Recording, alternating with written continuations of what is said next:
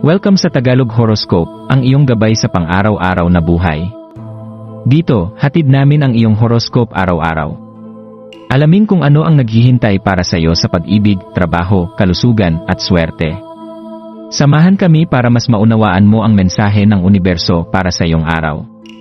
Huwag kalimutang mag-subscribe, i-like ang aming mga video, at i-share sa iyong mga kaibigan. Simulan natin ang araw ng may inspirasyon mula sa mga bituin.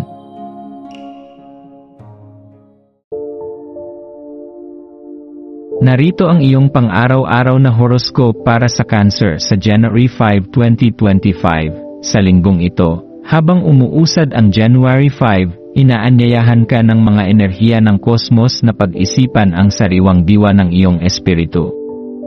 Nagdadala ka ng isang nakapapawing presensya na parang malamig na agos sa mainit na araw, banayad na dumadaloy sa buhay ng mga tao sa paligid mo. Ngayong araw, pag-isipan kung paano ang iyong sariling kagalakan at sigla ay nakakaapekto sa iyong mga iniisip at kilos, hinuhubog hindi lamang ang iyong araw kundi pati na rin ang mundong nakapaligid sa iyo. Taglay ng ika-negatibo 7 araw ng buwan, Lunar Day, ang isang natatanging kapangyarihan, binibigyan ka ng pagkakataon na gamitin ang iyong mga salita bilang makapangyarihang mantra ng kasaganaan. Mayroon kang espesyal na kakayahan sa pagbuo ng mga salitang nakakapagpasigla at nakakapagbigay inspirasyon, kaya't hayaang magningning ang iyong tinig ng sigla ngayon.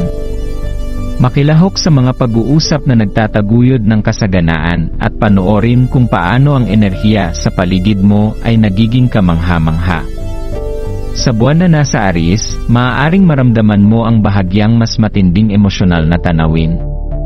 Ang masiglang enerhiya na ito ay nagtutulak sa mga bagay na may kaugnayan sa puso na unahin, hinihikayat kang harapin ang mga damdaming maaaring matagal nang nakatago.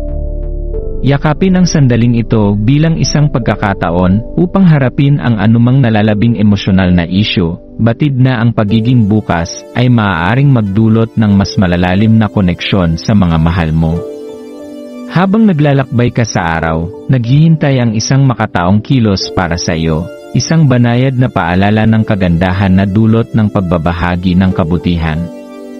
Maging ito man ay maliit o malaki, ang pagkilos na ito ay hindi lamang magpapasaya sa iba kundi magpapasigla rin ng iyong sariling kalooban.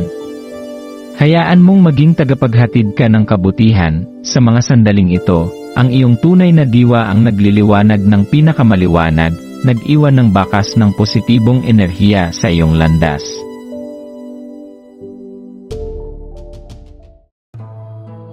Maraming salamat sa panonood ng iyong horoscope ngayon araw. Naway gabayan ka ng mga bituin sa iyong landas. Huwag kalimutang mag-like, share, at subscribe para sa iba pang cosmic na kaalaman. Hanggang sa muli, manatiling konektado sa universo.